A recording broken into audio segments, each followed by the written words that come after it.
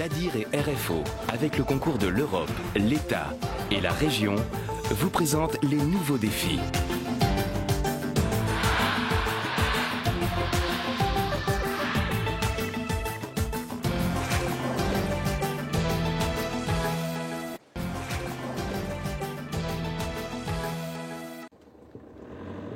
Véhicule paysage, bonjour. Nous sommes sur le parking commercial face à la boîte Charlie pour une inspection des pistes, s'il vous plaît. Alors on fait la visite l'inspection balisage tous les matins pour voir s'il n'y a pas des feux qui ne fonctionnent pas ou programmer les travaux dans la journée. Là on est sur la piste 1432. Ensuite on va faire la visite de la 1230. Chaque matin, c'est le même rituel. Patrick profite de l'aube pour vérifier le balisage de la piste. Un travail essentiel pour garantir la visibilité pour les avions lors des atterrissages. Car il ne s'agit pas seulement d'éclairer la piste. On le voit, il y a un avion juste derrière. Qu'est-ce que le pilote il voit de son cockpit? Donc actuellement, il voit ce qu'on appelle les feux éclats. Ce sont des feux flash qui lui permettent de se caler sur le centre de la piste. Et comme instrument principal, c'est le dispositif PAPI qui lui permet de lui donner en fait son degré de pente. Et à ce moment-là, donc il va s'approcher par escalier avec le PAPI qui doit changer de couleur entre le rouge et le blanc. Et une fois qu'il est calé dessus, il peut atterrir tranquillement. Voilà.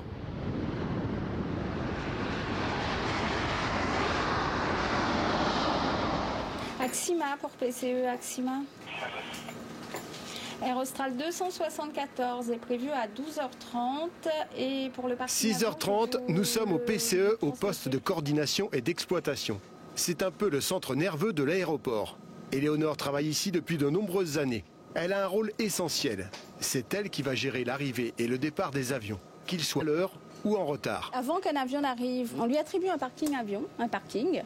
On prévient le contrôleur aérien du parking qu'on lui attribue. Ensuite, à son arrivée, on affiche qu'il est bien arrivé, en fait. Sur les panneaux pour les passagers, Sur les c'est ça? panneaux. Ensuite, on ouvre le circuit arrivé sur le logiciel qui est là, pour que la compagnie puisse ouvrir le circuit pour le débarquement. On appelle soit le chauffeur du bus, soit le pilote de passerelle pour le traitement de l'arrivée. Une organisation qui doit tourner comme sur du papier à musique, car en bas, c'est une véritable fourmilière. Parking de l'avion, arrivée de la passerelle, déchargement des bagages, sortie des passagers, tout cela doit se dérouler en un laps de temps bien défini. La gestion du temps et la satisfaction des clients ont d'ailleurs fait l'objet d'une étude poussée. Celle-ci a débouché sur le renouvellement en septembre 2008 de la certification ISO 9001. Un aéroport, c'est complexe, beaucoup d'intervenants, donc on a dû travailler sur nos relations pour effectivement que ce soit optimisé. Et on a derrière ça mis en fait des outils pour mesurer l'impact de nos actions. Voilà. Donc en gros, c'est ce qu'on a fait avec l'ISO et ça nous a aidé à le faire. Donc la traduction pour le passager ou pour les attendants accompagnants, elle est visible au niveau de l'information et notamment, et on le sait, au niveau du trafic aérien, on peut avoir des retards d'avion, donc une incidence, des mécontentements. Donc c'est ce qu'on va essayer d'améliorer, on va essayer de mieux gérer ça. Donc on va avoir différents types d'actions pour justement faciliter le passage des accompagnants attendants par chez nous. Voilà. Alors ici, vous êtes dans ce qu'on peut appeler le bureau d'études. Et vous avez deux chargés d'études et travaux ici qui travaillent sur toutes les opérations que nous menons sur l'aéroport. Améliorer l'accueil des passagers passe aussi par le développement des infrastructures. Si l'aéroport appartient à l'État, il est géré par la Chambre de commerce et d'industrie de La Réunion. Cette année, le parking visiteur a été réaménagé, la piste a évolué pour recevoir le Boeing 777-300. Prochaine étape, préparer l'arrivée de l'A380. Ça consiste essentiellement à élargir les pistes, puisque c'est un avion qui a une envergure qui est très importante, donc il faut qu'on élargisse les pistes. Ça consiste à lui créer des parkings qui seront propres. Encore une fois, cet avion a des dimensions un peu particulières, donc il faut s'adapter. Donc on va décaler un peu les parkings vers l'intérieur des terres. Et puis bien sûr, c'est l'adaptation de l'aérogare à ce nouveau type d'avion et à la croissance du trafic passager qui vient avec. Dans les prochaines années, l'aéroport Roland-Garros est encore amené à s'agrandir. Aujourd'hui, il accueille 1 650 000 passagers. En 2025, ce chiffre doublera. Il faudra donc aménager les parkings, suivre les évolutions technologiques et intégrer les nouveaux transports en commun comme le tram-train.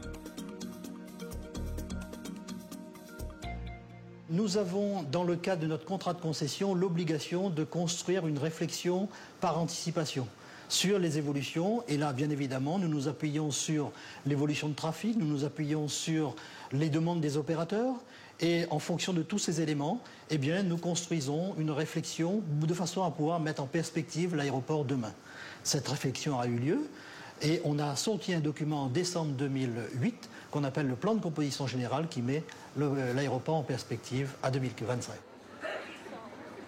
Le mode de gestion de l'aéroport devrait également évoluer.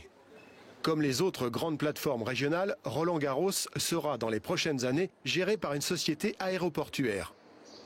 Ce nouveau statut permettra à la CCIR de s'associer avec d'autres partenaires.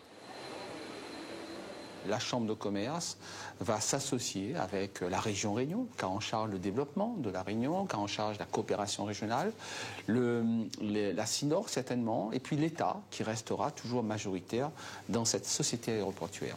Plus de fonds pour faire évoluer l'outil?